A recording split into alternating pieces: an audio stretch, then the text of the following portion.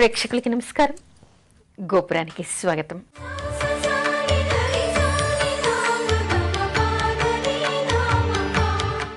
కార్తీక మాసంలో చేయవలసినటువంటి దానాలు ఏమిటి? కార్తీక మాసంలో అనేక దానాల గురించి మనకి చెప్తారు. ఇక్కడ మనకి చిత్రంగా కనిపించేటువంటి కొన్ని దానాలు మనకి కనిపిస్తాయి. ఏమిటి అంటే కార్తీక మాసానికి ఉన్నటువంటి అత్యంత మహత్తు మరే మాసంలో లేదు అని కూడా చెప్తారు. ఎందుకంటే ఇది శివకేశవులు ఇద్దరికీ కూడా ప్రాముఖ్యమైనటువంటిది. ఆ ఇద్దరి పేరుతో ఎలాంటి పూజ చేసినా, ఎలాంటి దానం చేసినా, ఎలాంటి నియమాన్ని పాటించినా కూడా అత్యంత పుణ్యఫలమైనటువంటిది.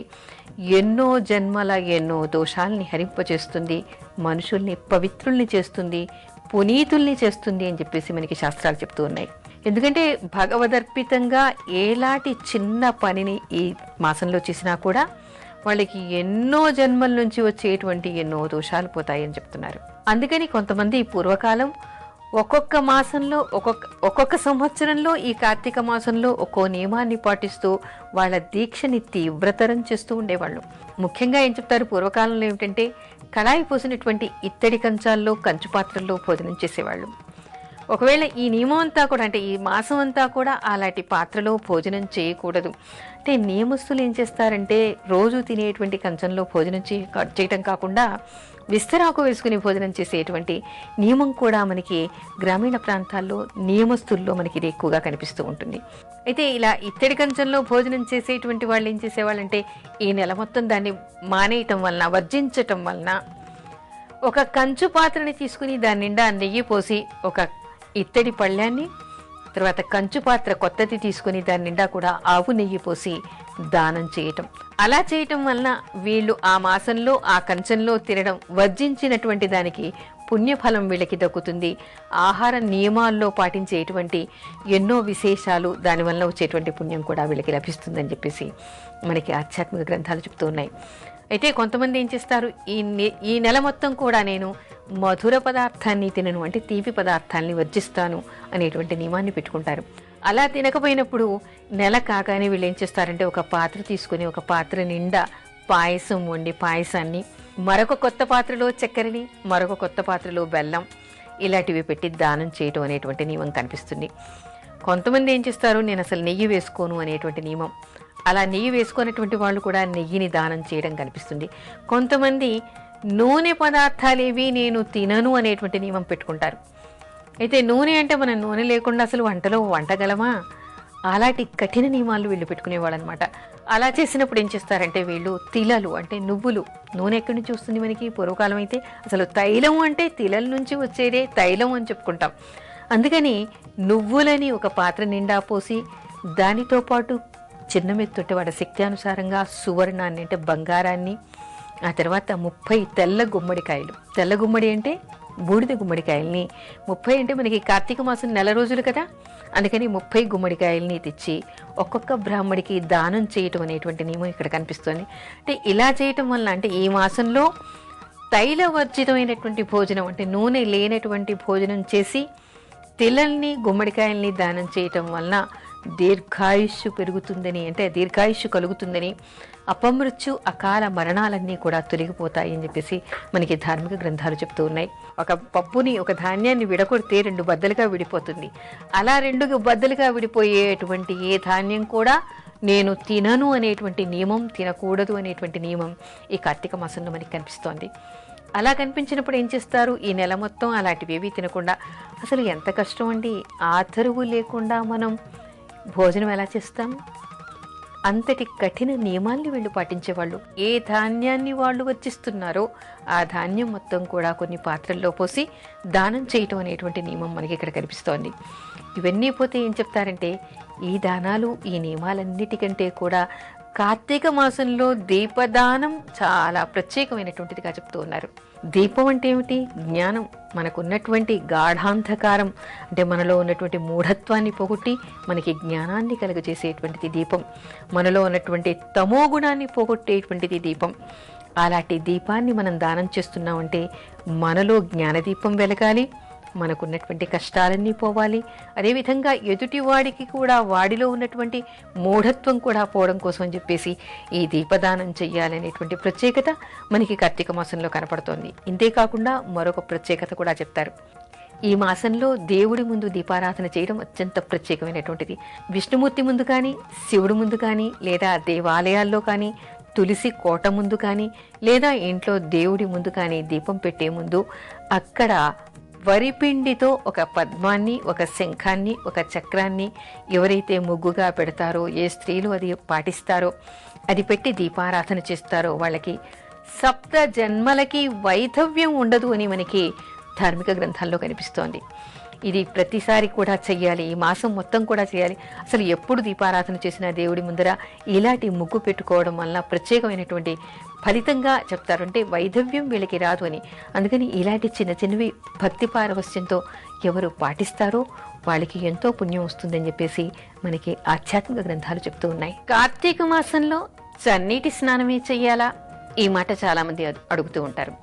ఏమండి, మాకు ఆస్తమా ఉంది, జలుబు చేస్తుంది, గొంతు నొప్పి ఉంది, మేము చేయలేకపోతున్నామండి, చన్నీటి స్నానమే చేయాలనే నియమం ఉందా? ఇది చేయకపోతే దోషం వస్తుందా, పాపం వస్తుందా, వ్రతభంగం అవుతుందా, అసలు ఈ పుణ్యం వస్తుందా, ఈ మాసంలో చేసినటువంటి పుణ్యం వస్తుందా అని చాలామంది అడుగుతూ ఉంటారు.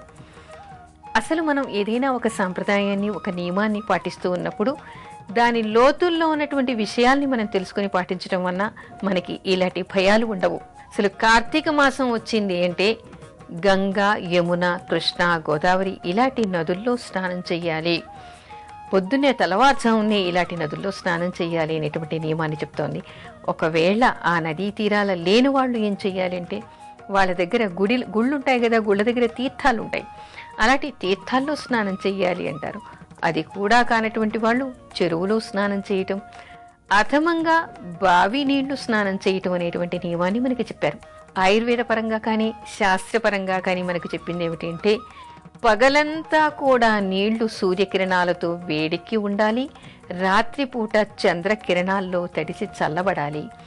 అలాంటి నీటిలో స్నానం చెయ్యాలి. తర్వాత పారకంగా ఉన్నటువంటి నీరు, నది నీరైతే ఏమిటి, ఎన్నో ఓషధుల్ని, ఎన్నో చెట్లని రాపిడి చేస్తూ కొట్టుకుంటూ వస్తుంది, దానిలో జీవశక్తి కూడా ఉంటుంది. ఆ తర్వాత ఇంకోటి ఏమిటంటే ఆ నీళ్లు ఎప్పుడు తెల్లవారుజాము 4ంటికి చేసినా, 6ంటికి చేసినా, ఏ సమయంలో చేసినా కూడా గోరువెచ్చగా ఉన్నట్టుగా ఉంటాయి. అంటే సమశీతోష్ణంగా ఉంటాయి.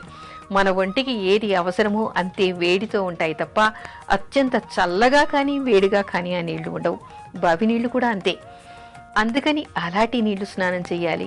ఇంకోటి ఏమిటి, కాలినడకన అక్కడి వరకు వెళ్ళి, పూర్వకాలం ఏం చేసేవాళ్ళు, బండ్లల్లో వెళ్ళేవాళ్ళు కాదు, చక్కగా కాలినడకన, ఈ రోజుల్లో మనం వాకింగ్ అనుకుంటూ ఉన్నాం, అలా కాలినడకన చెప్పులు లేకుండా వెళ్ళి అక్కడికి వెళ్ళేసరికి వీళ్ళకి ఒళ్ళంతా చెమటలు పట్టేస్తుంది, అలసిపోతారు, ఒళ్ళు వేడెక్కిపోతుంది. అప్పుడు ఆ నీటిలో వాళ్ళు స్నానం చేస్తారు. కానీ ఈ రోజుల్లో మనం ఏం చేస్తున్నాం, నగరాల్లో ఉండే వాళ్ళకి మనకి ఇలాంటి చెరువులు, బావులు ఈ రోజుల్లో మనకి కనిపించవు. మనం ఏం చేస్తున్నాం, ట్యాంకుల్లో నీళ్లు నింపుకుని వాటికి పైకి పంపించేసి ఆ ట్యాంకులో నీళ్లతో మనం స్నానం చేస్తూ ఉన్నాం. అంటే రాత్రంతా కూడా బాగా చల్లబడిపోయినటువంటి నీళ్లతో మనం స్నానం చేస్తున్నాం. అలాంటి నీళ్లతో స్నానం చెయ్యాలని మనకి ఎక్కడ కూడా శాస్త్రం చెప్పలేదు. అలా చన్నీళ్లే చెయ్యాలి అనేటువంటి నియమం కాదు ఇక్కడ ఉన్నది. మనకి ఏమిటంటే ప్రకృతి సిద్ధంగా లభించేటువంటి జీవనదుల్లో స్నానం చేయటం, అవి వేడిగా ఉండవు కదా, అందుకని ఆ నీటిలో స్నానం చేయమని అన్నారు. కానీ నీళ్లు వేడి చేసుకుని స్నానం చేయటం అనేటువంటి నియమం కానీ, లేక చన్నీళ్లే చెయ్యాలి అనేటువంటి నియమం కానీ ఇక్కడ కాదు. మరొకటి ఏమిటి, ఎవరికైనా కూడా చన్నీటి స్నానం చెయ్యాలి అంటే మనకేం చెప్తారు, శీతోష్ణాలకి సమంగా ఉండాలి మన శరీరం, దానికి అలవాటు పడి ఉండాలి. ఎప్పుడైనా కూడా చన్నీళ్లు చేసినా, వేడి నీళ్లు చేసినా కూడా మన శరీరం దానికి అనువుగా ఉండాలి అని కొంతమంది యోగా చేస్తూ చన్నీటి స్నానాన్ని అలవాటు చేసుకుంటారు. అలా అలవాటైన వాళ్ళకి ఎలాంటి ఇబ్బంది ఉండదు. మరికొంతమంది శరీరానికి ఏ సీజన్లో ఎప్పుడైనా సరే చన్నీళ్ళు స్నానం చేస్తే వాళ్ళకి ఎలాంటి వికారము చేయదు, ఎలాంటి అనారోగ్యము కలగదు. ఎందుకంటే వాళ్ళల్లో ఉండేటువంటి ఉష్ణగుణం అంత అత్యధికంగా ఉంటుంది కాబట్టి వాళ్ళ శరీరం దానికి ఓర్చుకోగలుగుతుంది. కానీ ఇక్కడ వచ్చిందంతా తిప్పలు ఎవరికి, నగరాల్లో జీవిస్తూ కఫ ప్రకృతి ఉన్నటువంటి వాళ్ళకి ఇది రోగం కింద మారేటువంటి అవకాశం ఉంది. చన్నీళ్లు అనేటువంటిది ఇక్కడ ముఖ్యం కాదు. ఇక్కడ నదీ స్నానం కానీ అంటే ప్రకృతి సిద్ధంగా లభించేటువంటి నీళ్లలో వీళ్ళు స్నానం చేయాలి. అంటే నది కానీ, తీర్థం కానీ, చెరువు కానీ, బావి నీళ్లలో కానీ వీళ్ళు స్నానం చెయ్యాలి. అలా కానప్పుడు ప్రకృతి సిద్ధంగా లభించేటువంటి నీళ్లు వీళ్ళకి లేనప్పుడు వాళ్ళ శరీరం దానికి ఓర్చుకుంటుంది అనుకుంటే చన్నీళ్లు చేయవచ్చు. కానీ ఎవరి శరీరం దానికి ఓర్చుకోలేదో వాళ్ళంతా కూడా నీళ్ళని వేడి చేసుకుని స్నానం చేయవచ్చు. మరొకటి ఏమిటంటే వాళ్ళకి ఒకటి పాప భీతి, అయ్యో నేను వేడి నీళ్ళు స్నానం చేస్తున్నానే అనేటువంటి భయం వాళ్ళకి ఉన్నట్టయితే కేవలం సమశీతోష్ణంగా వచ్చేటువంటి నీళ్లు, అంటే మనకి సహజంగా నీళ్లు నదిలో ఎలాంటి వేడి ఉంటాయో అంత వేడి వచ్చే వరకు వేడి చేసుకుని ఆ నీళ్లు కూడా స్నానం చేయవచ్చు. అలా చేయటం వల్ల ఎలాంటి దోషము రాదు. అందుకని ఏదైనా సాంప్రదాయాన్ని కానీ ఏదైనా ఒక పూజని కానీ నియమాన్ని కానీ మనం పాటిస్తూ ఉన్నప్పుడు దానిలో ఉన్నటువంటి అంతరార్థాన్ని మనం తెలుసుకుని చేయటం వల్ల మనకి ఇలాంటి భయాందోళనలు ఉండవు అని తెలుసుకోవచ్చు.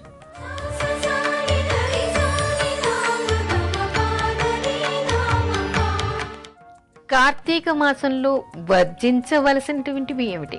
కార్తీక మాసంలో వర్జించడానికి చాలా విషయాలు చెప్పారు. ఏమిటి? భూసేనం చెయ్యాలి, ఏకభుక్తం చెయ్యాలి, బ్రహ్మచర్యం చెయ్యాలి, ఇలాంటివి చెప్తారు. ఇవే కాకుండా ఏమిటంటే కొన్ని పదార్థాల్ని నిషేధంగా చెప్పారు. ఏమిటంటే వెల్లి, ఉల్లి ఇలాంటివి తినకూడదు. వెల్లుల్లి, ఉల్లి రెండు తినకూడదు. మాంసభక్షణ, మద్యపానం చేయకూడదు. అవి పక్కన పెడితే నియమస్తులు ఎవరు కూడా ఇవి చేయరు. పోతే మనకి తినవలసినటువంటి కూరగాయల ధాన్యాల్లో కూడా కొన్నిటికి వర్జితం ఉంది. తైలం తినకూడదని, ఉప్పు వేసినటువంటి శాకం తినకూడదని, ఆ తర్వాత కొన్ని కూరగాయలకు కూడా మనకి నియమాలు ఏర్పరిచారు. అవి ఏలాంటి కూరగాయలు అంటే సోరకాయ తినకూడదు, అంటే ఆనపకాయ అంటారు కదా, ఆనపకాయ తినకూడదు. నేతి బీరకాయ తినకూడదు. వంకాయ తినకూడదు. ములక్కాడలు తినకూడదు. ద్విదళ బీజాలు తినకూడదు. తైల పదార్థాలు తినకూడదు అనేటువంటి నియమం మనకి ఇక్కడ కనిపిస్తోంది. అసలు ఒక కార్తీక మాసమే కాదు, చాతుర్మాసమే కాదు, నవరాత్రి దీక్ష చేసినా, అయ్యప్ప దీక్షలు చేసినా, ఏలాంటి దీక్ష భగవంతుడి పరంగా నియమనిష్టలతో చేసేటువంటి ఏ దీక్షలో కూడా ఇలాంటివి తినకూడదు అనేటువంటి నియమాన్ని మనకి తెలుపుతున్నది. అయితే వీటిని మనం ఎందుకు తినకూడదు అంటే వీటిలో ఉన్నటువంటి గుణాల్ని, వస్తు గుణాలు అనేటువంటివి కొన్ని ఉన్నాయి. ప్రతి వస్తువులో కొన్ని గుణాలు ఉన్నాయి. ఆ గుణాలు మనకి ఏం చేస్తాయి, ఎలా ప్రేరేపిస్తాయి మనని అనేటువంటిది మనం తెలుసుకుంటే మనకి భయమే ఉండదు. అయితే ఎవరు ఈ నియమాల్ని పాటించాలి? రోగులకి, వృద్ధులకి ఇలాంటి నియమాలు ఏమీ లేవు. అయితే మరి మధ్య వయసులో ఉన్న వాళ్ళకి మాత్రం ఎందుకు ఈ నియమాలు అంటే వీటిలో ఉన్నటువంటి వస్తు గుణాలే దానికి కారణంగా చెప్తారు. వంకాయలో ఏమిటంటే శరీరాన్ని చల్లబరిచేటువంటి గుణం. మరొకటి ఏమిటంటే మనం ఆయుర్వేద పరంగా కూడా చెప్పుకుంటున్నాం ఈ మధ్యలో, వంకాయ ఎవరికైనా ఎలర్జీ ఉంటే దాన్ని అగ్రివేట్ చేస్తుందండి అంటారు. చలికాలంలో వంకాయ తిన్న వాళ్ళకి ఆస్తమా పెరగటం, చర్మ వ్యాధులు రావటం, దురదలు పెరగడం లాంటిది జరుగుతుంది అని కూడా మనకి వైద్యశాస్త్రం చెప్తోంది. అయితే ఇక్కడ దాగి ఉన్నటువంటి మరో రహస్యం ఉంది. ఇదిట వీర్యాన్ని చల్లబరిచేటువంటి గుణం, ఉద్రేకాన్ని కలిగించేటువంటి గుణం ఈ వంకాయలో ఉందిట. ఆ తర్వాత నేతి బీరకాయ, సోరకాయ ఇవన్నీ ఏమిటంటే వీర్య వృద్ధిని కలిగిస్తాయిట. ములక్కాడలు, ముల్లంగి ఇలాంటివన్నీ కూడా మనకి ఏమిటంటే పురుషుల్లో కానీ స్త్రీల్లో కానీ హార్మోన్ ఇన్బ్యాలెన్స్ చేయటం, వాళ్ళలో ఉద్రేకాలు కలిగించడం, తర్వాత వాళ్ళ హార్మోన్స్ మీద బాగా పనిచేయటం, వీర్య వృద్ధి చేసేటువంటి గుణాలు ఈ కూరల్లో, ఈ వస్తువుల్లో అంటే ఈ వస్తు గుణాల్లో ఉన్నాయని మనకి వస్తుగుణ దీపిక లాంటి గ్రంథాలు చెప్తూ ఉన్నాయి. మనసును నేను కంట్రోల్ చేసుకుంటాను అని కళ్ళు మూసుకుంటే దైవధ్యానం చేసినంత మాత్రాన అది ఊరుకోదు, కాబట్టి దాని పని చేసుకుంటూ పోతుంది. అందుకని దాన్ని కంట్రోల్లో పెట్టాలంటే దానికి వేసే మేతని మనం కంట్రోల్ పెట్టాలి. అంటే ఏమిటి? రక్త ప్రసరణలో మనకి రక్తంలో ఇలాంటి గుణాలు లేకుండా మనం చూసుకోవాలి. కాబట్టి ఇలాంటి ఆహార పదార్థాలని మనం తినకుండా వర్జించటం వల్ల ఏమిటంటే సత్వగుణంతో ఉండొచ్చు. మన హార్మోన్స్ మీద ఆహార పదార్థాలు ఎలాంటి ప్రభావాన్ని చూపించకుండా ఉండేటువంటి ఆహారాన్ని మాత్రమే మనం తీసుకోవాలి. అదేవిధంగా ద్విదళ బీజాలు అంటే పప్పు ధాన్యాల్ని మనం తినకూడదు అనేటువంటి నియమం కూడా ఇక్కడ కనిపిస్తుంది. పప్పు ఏమిటి? మనకి వైద్యపరంగా ఏమిటి? ప్రోటీన్స్ని పెంచుతుంది. ప్రోటీన్స్ని పెంచినప్పుడు ఏమవుతుంది? దృఢపడతాం మనం. దృఢపడినప్పుడు ఏమిటంటే మన హార్మోన్స్ కూడా దీని మీద బాగా ప్రభావితం అవుతాయి. అందుకని ఇలాంటివన్నీ కూడా మానేసి కేవలం సత్వగుణంతో భగవద్ ఆరాధన చేయటం వల్ల భగవంతుడి మీద మనస్సు నిలుపుకోవచ్చు. మరో కారణం ఏమిటంటే ప్రతి సంవత్సరం ఈ మాసం వచ్చిన తర్వాత ఇలాంటి నియమాల్ని పాటించడం వలన ఒకసారి భగవంతుడి వైపు మనస్సు మళ్ళినటువంటి వాళ్ళు, ఒకసారి మన నియమంగా బతకడం నేర్చుకున్నటువంటి వాళ్ళం, మళ్ళీ బలహీనతలకి వెళ్ళకుండా, తప్పు పనులు చేయకుండా, నేరమే కాదు కొన్ని చేయకూడనటువంటి పనులు చేయకుండా మన మనస్సును మనం అదుపులో పెట్టుకునేటువంటి సాధన ఇక్కడ మనకి లభ్యమవుతుంది. కాబట్టి ఇలాంటి నియమాల్ని పాటించాలని చెప్తారు.